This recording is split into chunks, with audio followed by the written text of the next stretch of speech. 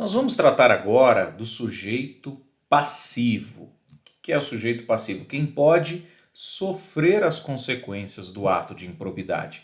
E aqui o professor vai mostrar a lei de improbidade e, de certa forma, tratar contigo esses conceitos, tá bom? Porque, no mais das vezes, as questões cobram a literalidade da lei. Porque é uma lei nova, então nós ainda não temos jurisprudências extensas, além dessas que o professor vai citar nas aulas. Então, pessoal, olho na lei seca, decora a lei seca. O que é decorar? É saber com o coração. Decore, né? Decore a lei e aí você resolva muitas questões porque isso ajuda demais, tá bom? O professor tem uma história muito bacana com o que eu fiz concursos para juiz em vários estados, mas principalmente aqui no Paraná. Passei em Alagoas e passei em São Paulo. E nessa trajetória não foram todos ao mesmo tempo, né? Eu usei muito a plataforma do que ali em 2012, 2013, para me preparar de volta. Já era juiz, mas queria voltar para o Paraná.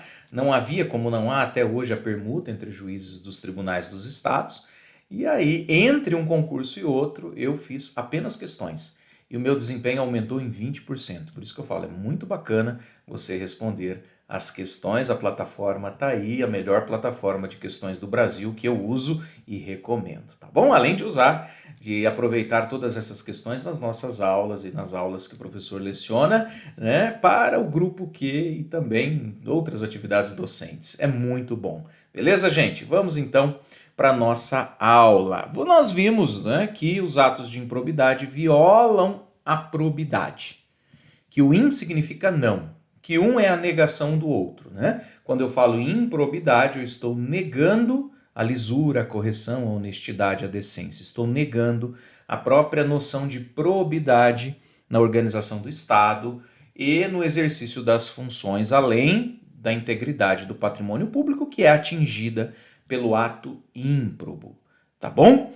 Pessoal, tutela da probidade administrativa está lá no artigo 37, parágrafo 4º da Constituição. Artigo 37, parágrafo 4º da Constituição. Beleza? Então ela tem origem ou matriz constitucional. Beleza, isso eu já sei, professor, mas o senhor disse que ia explicar quem pode sofrer a improbidade. Está aí na lei. Quem? Os poderes, executivo, legislativo e judiciário. Os três poderes podem sofrer com atos de improbidade. Além disso, toda a administração direta e indireta dos entes. Quem são os entes? A União, os estados, o Distrito Federal e os municípios, tá bom? Esses são os entes federados. Essa é a administração direta. Você pensa nos entes e em seus órgãos, tá bom? Por exemplo, uma secretaria, né, um departamento, um instituto que está ligado à administração central, são órgãos que compõem a administração direta.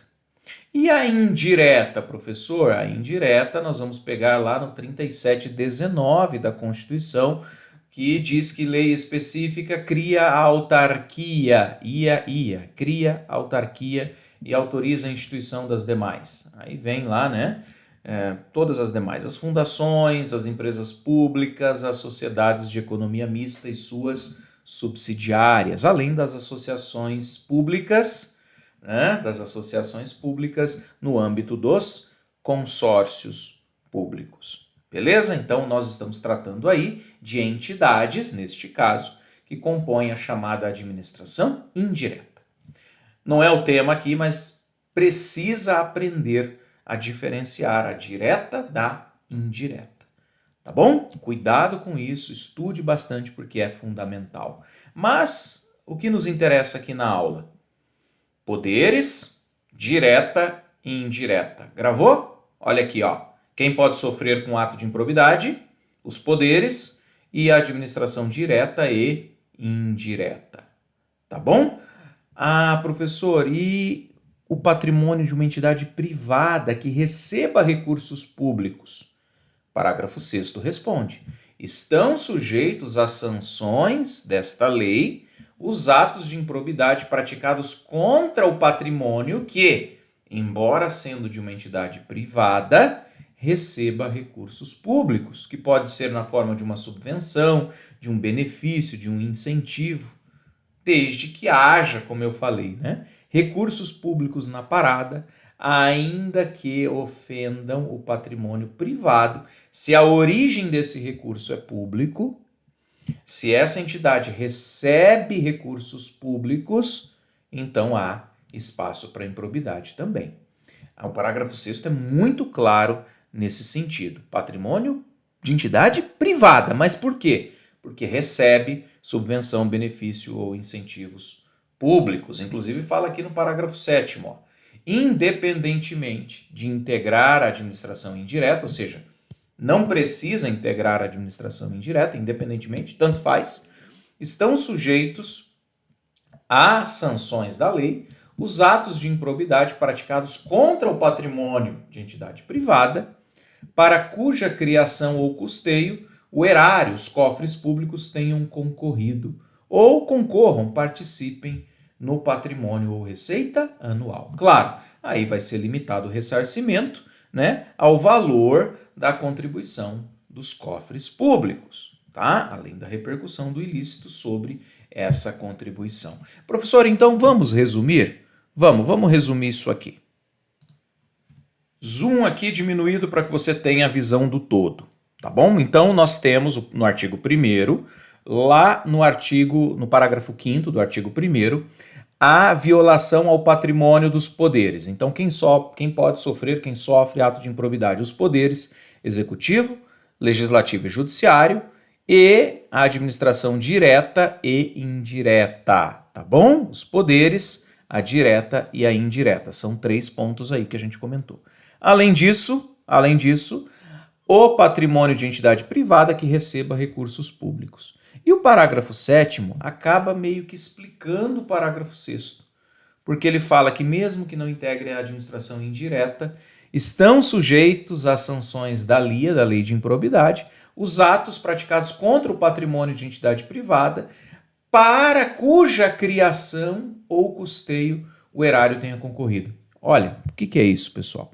Mesmo que não seja uma entidade da administração indireta, se o poder público injetou dinheiro, se o poder público investiu nessa pessoa jurídica de direito privado e houve um ato de improbidade, aplica-se a lei. Tá bom? Por exemplo, vamos lá. O poder público decide comprar ações de uma empresa. Tá bom? Decide comprar ações. Não é muito comum, eu sei, mas vamos pensar assim. O poder público investiu na constituição dessa empresa. Está lá, criação ou custeio. Criação ou custeio. Seja na criação da empresa, seja no custeio. E aí? Essa empresa pode sofrer ato de improbidade? Se tem recurso público na criação ou no custeio, sim. O poder público ajuda a pagar ali as despesas por alguma razão, não é? Porque essa empresa é filantrópica, etc., por alguma razão. E aí? Tem ato de improbidade? Tem. É possível que ela sofra ato de improbidade. Só que nesse caso, né, o ressarcimento vai ser limitado ao valor que o poder público investiu, ao valor do investimento público. Porque senão, imagine, né, o poder público investe com R$100 e a improbidade é de 300. Aí o poder público vai lá e pega 300 e ele está ganhando dinheiro em cima. Ele está se enriquecendo ilicitamente. Isso não pode. Então, nesse caso, se o poder público ajudou a criar ou custear essa empresa, estamos falando em ajuda financeira, a improbidade praticada contra essa empresa aplica ou atrai para si a lei de improbidade. Atrai essa lei 8429. Vai sim ter ressarcimento ao erário, aos cofres públicos. O poder público vai ser ressarcido de todo o montante. Na verdade, não. Só do valor, né, que corresponder à contribuição dos cofres públicos. Essa é a parte final do parágrafo 7º. Por isso que eu coloco a lei aqui, porque você vai lendo e a gente vai trabalhando. Nesse caso, há uma limitação ao ressarcimento, até para evitar que o poder público retire mais dinheiro do que ele investiu, gerando enriquecimento ilícito do próprio Estado. Isso não é permitido. Tá bom, gente? Então, com isso, a gente conclui este bloco. É um bloquinho um pouco mais pesado, mas o importante é que você decore esses dispositivos. Valeu, gente. Um abraço.